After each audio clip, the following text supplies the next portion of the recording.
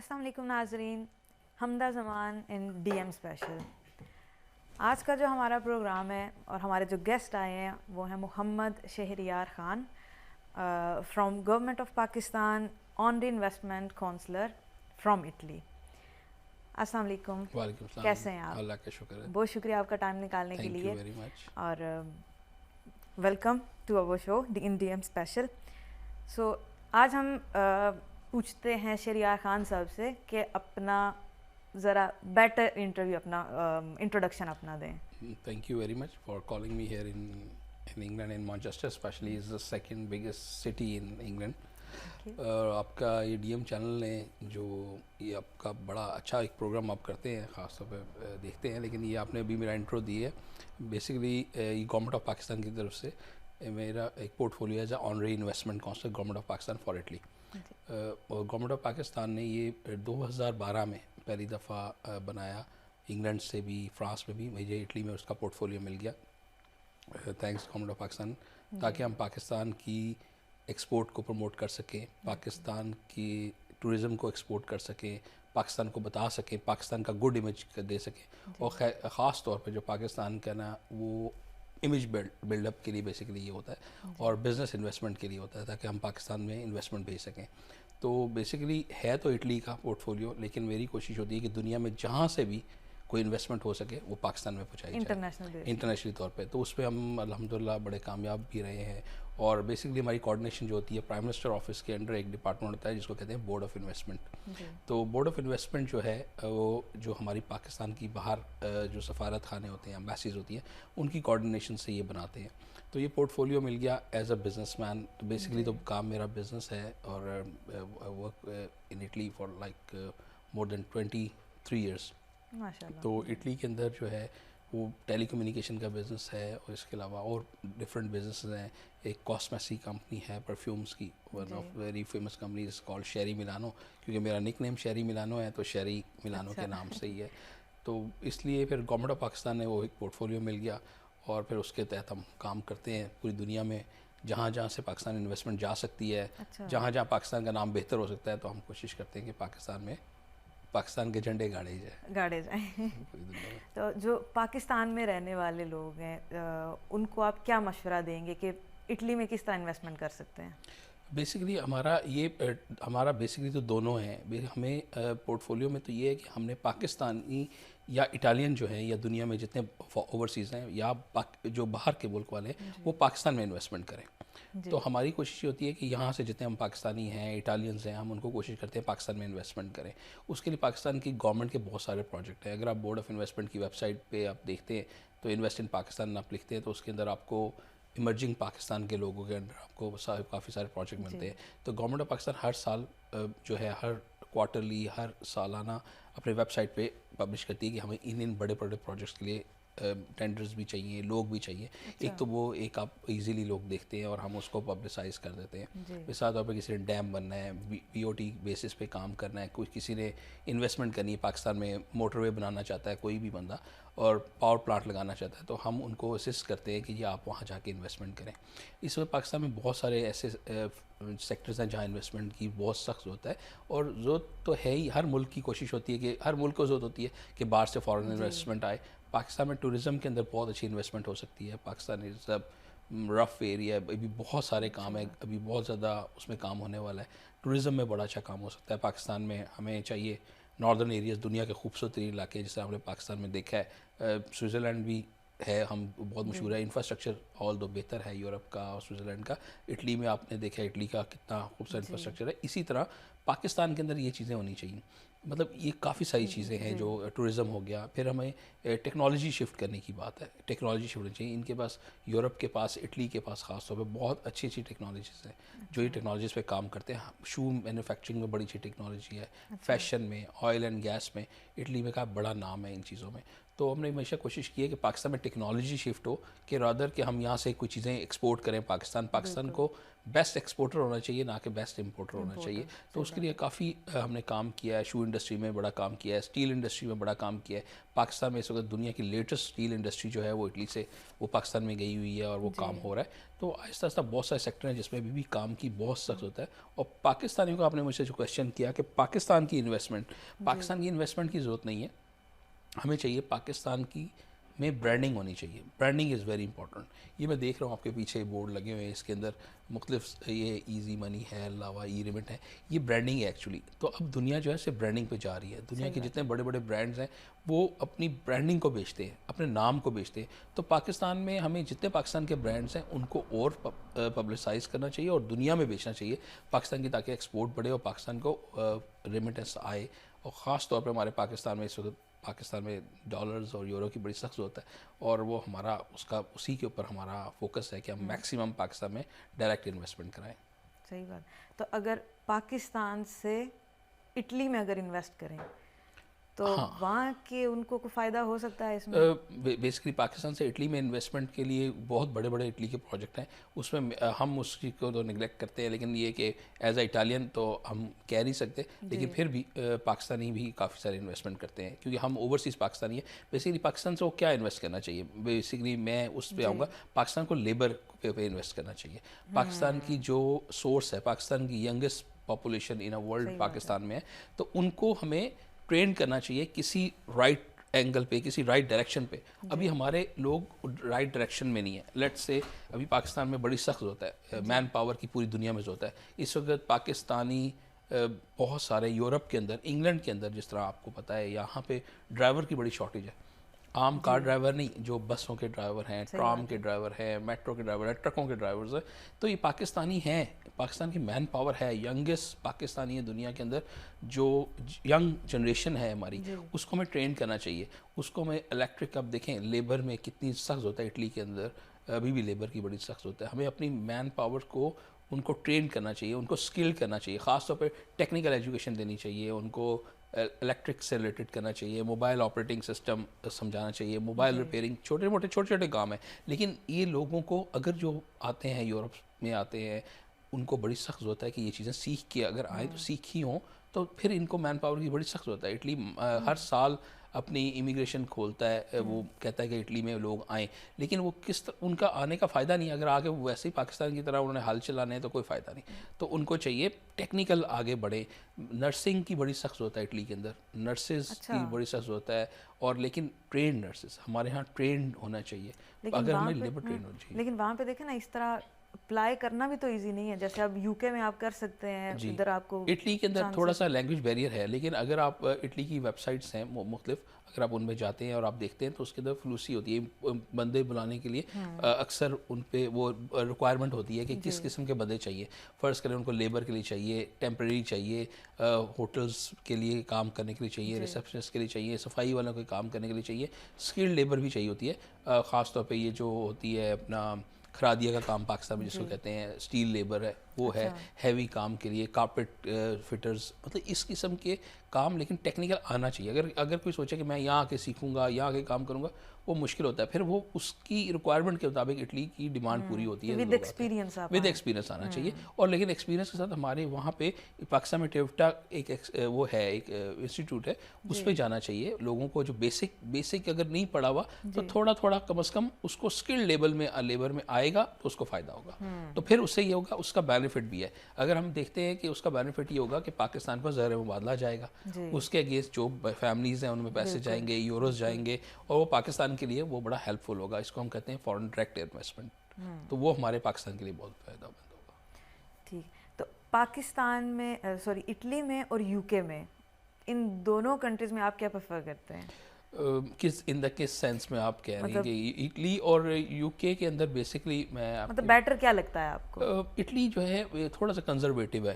Italy conservative है, Italy की बहुत सारी चीज़ें बेहतर है। मुझे ज़्यादा यूके को, क्योंकि मेरा बिज़नेस दोनों तरफ है, इटली में भी है, इंग्लैंड में भी है, और मतलब और मुख्तलिफ यूरोप में भी काफ़ी हमने काम किया, क्योंकि telecommunication is web type होता है, तो आपको हर जगह पे आपका नेटवर्किंग होती है और काम करते हैं।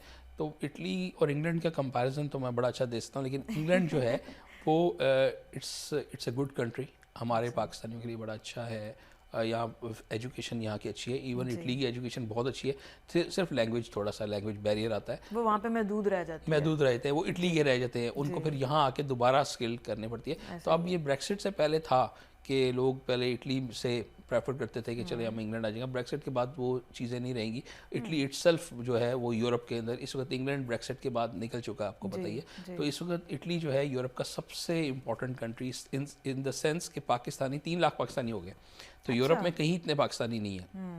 तो पाकिस्तानी आपको नेक्स्ट इंशाल्लाह फ्यू ईयर्स आप देखेंगे।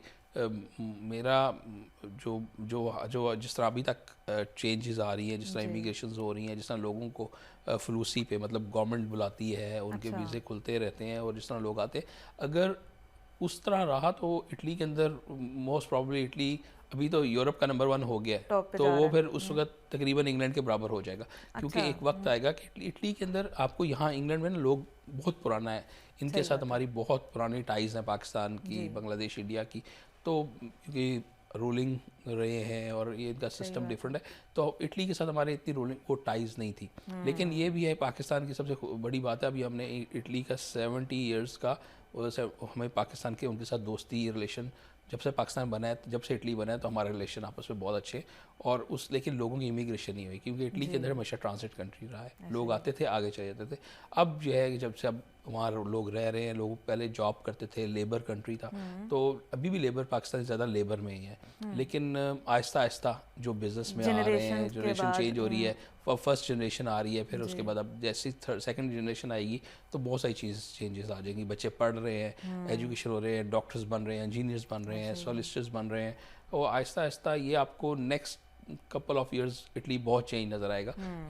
वो लेकिन इटली के अंदर फिर वही है कि इटली के अंदर रह गया, वैसे इटालियन ही सिस्टम के अंदर ही रहना पड़ता है। और इटली है खूबसूरत, दुनिया का खूबसूरत तरीन कंट्री है। इटली के 3 तरफ पानी है और लेक्स हैं, ब्यूटीफुल दुनिया की लेक्स हैं। लेक कोमो आप आइडिया लें, कितनी कितनी खूबसूरत लेक्स हैं, ट्रैवलिंग के लिए बड़ा अच्छा है।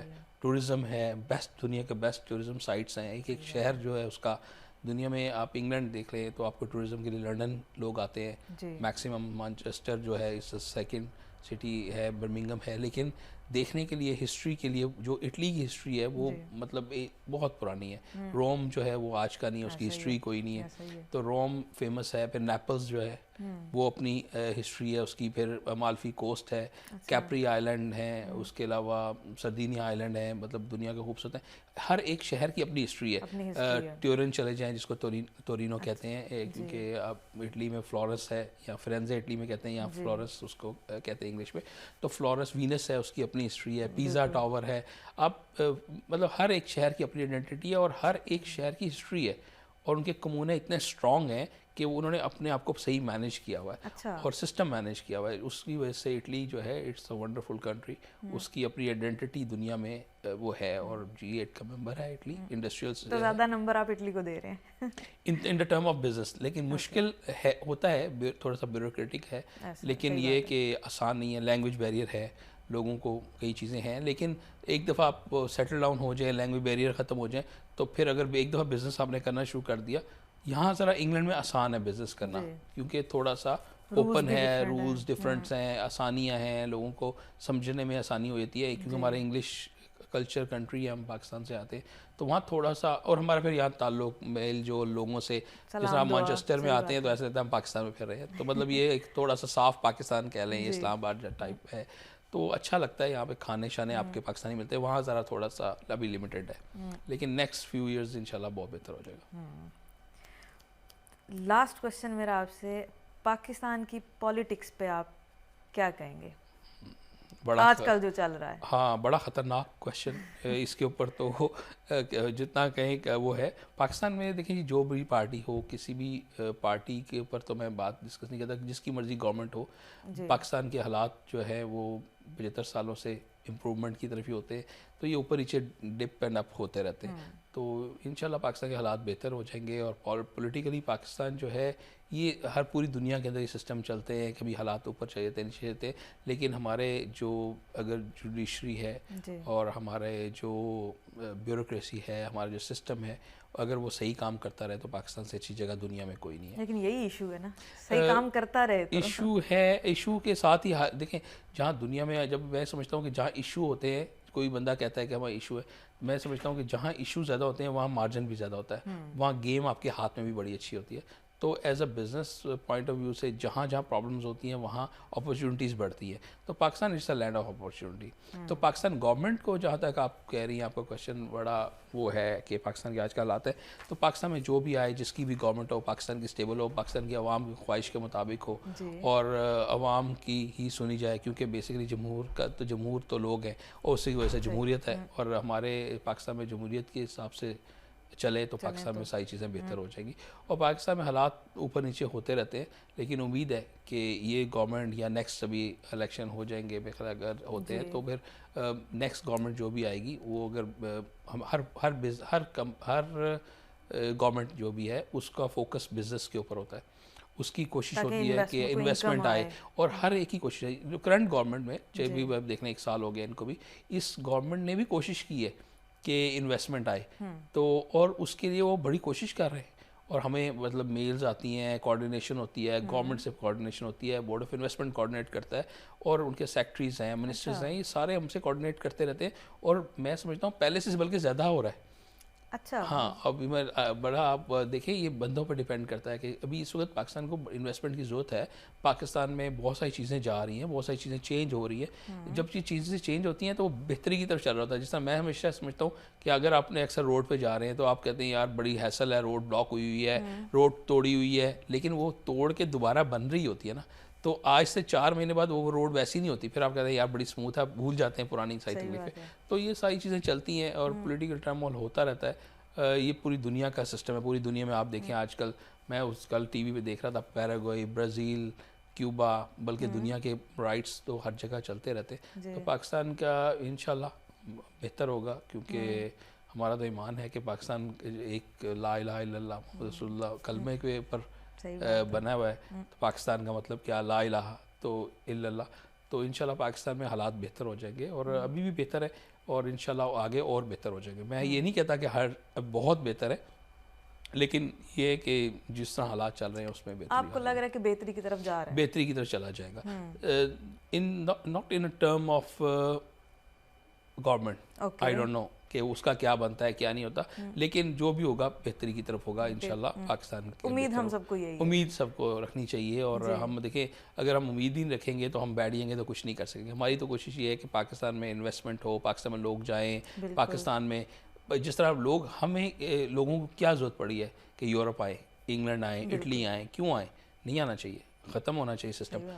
हमें ब्रेक लगनी चाहिए, हमें पाकिस्तान में अपॉर्चुनिटीज़ इतनी होनी चाहिए ताकि हम यहाँ आ ही ना सकें। तो पाकिस्तान में ऐसे हालात साजगार हों तो ये सारा सबसे बेहतर तो यही होगा ना, फिर हमें वहाँ अपॉर्चुनिटीज़ मिलेंगी। यहाँ ईजी अपॉर्चुनिटीज़ हैं, वहाँ थोड़ी सी डिफ़िकल्ट अपॉर्चुनिटीज़ है, लेकिन मार्जिन वहाँ बहुत ज़्यादा है, वहाँ सिस्टम बहुत अच्छा है। अगर कोई बिज़नेस करता है उसका मार्जिन ऑफ रिटर्न बहुत अच्छा है पाकिस्तान में। हालात जो है वो जैसे भी हैं, लेकिन बिज़नेस लोगों के अभी भी चल रहे हैं, अच्छे बिज़नेस चल रहे हैं, कई लोग बड़े खुश हैं। कुछ सेक्टर्स हैं जिसके अंदर हमारी कुछ इश्यूज़ आए हैं, लेकिन वक्त के साथ साथ ये जब भी गवर्नमेंट चेंज होती हैं दुनिया में या पाकिस्तान में जिस तरह भी होता है, ये ऐसा होता है, थोड़ा सा चेंज आता है, फिर उसके बाद दोबारा स्ट्रीमलाइन पे हो जाएगा। जैसे आजकल जो पाकिस्तान में चल रहा है, प्रॉपर्टी का बहुत ज़्यादा है आजकल। प्रॉपर्टी का एक्चुअली हमारे लोगों को, हम ओवरसीज़ पाकिस्तानी ना, हमारा थोड़ा सा एक इशू भी है। हमारा इशू ये है कि हमने प्रॉपर्टी में इन्वेस्टमेंट करते हैं। हम क्यों इसलिए करते हैं कि ईजी है। हम पैसे, हम प्रॉपर्टी ले लेते हैं, हम कहते हैं यार 1 करोड़ की प्रॉपर्टी ले ली या 5 करोड़ की ले ली, जितनी भी अमाउंट जिसके पास होती है, तो हम कहते हैं कि यार ये कीमत इसकी बढ़ जाएगी। वो बढ़ती है आहिस्ता आहिस्ता, पाकिस्तान बढ़ जाती है, वो पूरी दुनिया में बढ़ती है। तो हम ये सोचते हैं कि पाकिस्तान हमारे पास है, सेफ है, अंडर हैंड है, हमारा फैमिली स्ट्रक्चर होता है, तो हम उसको भेज देते हैं। तो प्रॉपर्टी में हम करते हैं, बिज़नेस हम नहीं करते, ये हमारी जाती है, हमें बिज़नेस करना चाहिए। लेकिन उसके अंदर फिर दोबारा एक इंडिकेटर्स होते हैं कि आप जब बिज़नेस कर रहे होते हैं तो आपको ऊपर बैठना पड़ता है। तो हम लोग यहाँ बिज़नेस कर रहे होते हैं, हम यहाँ काम कर रहे होते हैं, तो पीछे बिजनेस करना भी Rely आसान नहीं करना होता। मुश्किल हो किसके जाता ऊपर है, रिलाई सही करेंगे, बात है। किस तरह काम करेगा, कौन करेगा, फिर जिसको बिजनेस कराते हैं उसके लिए अपना मुश्किल हो जाता है काम। तो बड़ी कंपनीज के लिए आसान होता है, जिस तरह बड़ी बड़ी फ्रेंचाइजीज हैं, अगर उस लेवल पे काम किया जाए तो पाकिस्तान में बहुत बेहतर हो जाता है। तो इस तरह बस इंशाल्लाह पाकिस्तान के साथ ही हैं हम। बहुत शुक्रिया आपका, thank you so much for coming and for your time. आप थैंक यू देख वेरी रहे मच। थे DM digital, thank you so much.